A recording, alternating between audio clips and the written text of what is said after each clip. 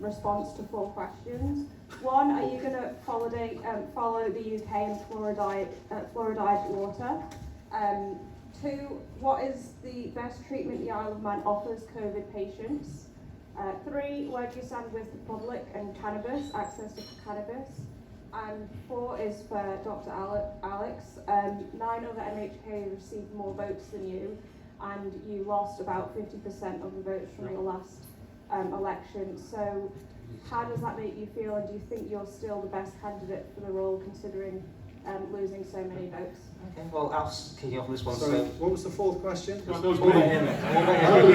Sorry, that was it. Sorry. It was a It's all about Alex. Should I be go? Okay, well, I won't try and answer that one. Fluoridization of water. I can't really comment because I just don't know enough about our future policies in that regard. Best treatments for COVID, absolutely will need to be looking at the medical advice and listening to what the professionals have to say. And in terms of cannabis, which I know has been a big discussion point, my view is that we've set out a framework now, we've set out the legislation, we've got a regulator in place to take medicinal cannabis forward on this island in terms of our people being allowed to grow medicinal cannabis and for it to be then utilised for medicinal purposes. I'd be happy to see that legislation develop further so that there was proper access on the island to medicinal cannabis. And my commitment when I was asked this question about cannabis to my constituents was that I'd be prepared, if appropriate, to have an open and mature debate about the future of cannabis on the island, but it's not a priority in terms of the manifesto commitments in terms of shaping the island that I see at the moment. Okay, all medical questions in a sense. So, we'll go through it. So fluoridization of water, we had that debate, we had the public consultation. There wasn't a huge amount of support for it in terms of what we're seeing as mass medicalisation. So unless somebody wants to bring that up again, I think that's a bit dead in the water, so to speak. However, we do need to deal with really poor oral health amongst our children, and there are whole ways of dealing with that, including fluoride if necessary, but use locally, emphasis on fluoride toothpaste and things like that. In terms of the second one, which was best treatments for COVID, I know that at Nobles, the therapeutic committee there look at all the research. They had remdesivir when they needed it. They will have those in stock and hopefully available, but they follow very much the UK guidelines on those.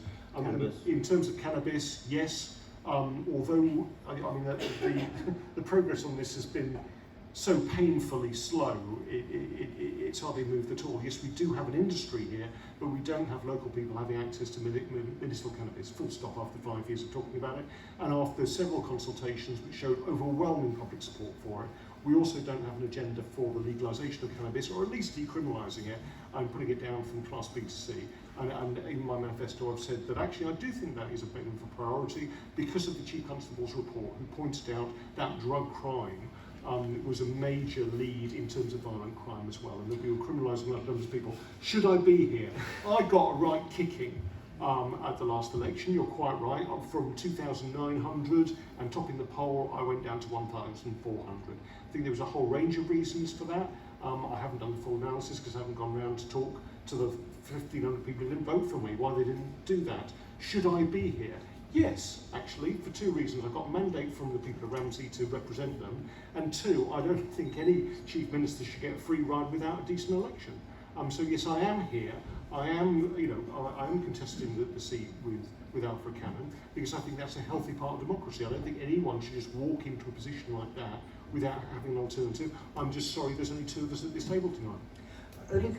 I just about the canvas that you put in your actual manifesto, but you don't know until you've got a new Coleman if you're going to be able to take that through, do you? I mean, that's just your thought, right? You can't make people go with you if they don't want to. No, it's a statement of intent, and whilst we can talk about manifestos, so election manifestos can promise the world, in terms of the chief minister's statement or manifesto, you can't promise anything because you have to create that team, you have to bring people along with you to achieve that outcome.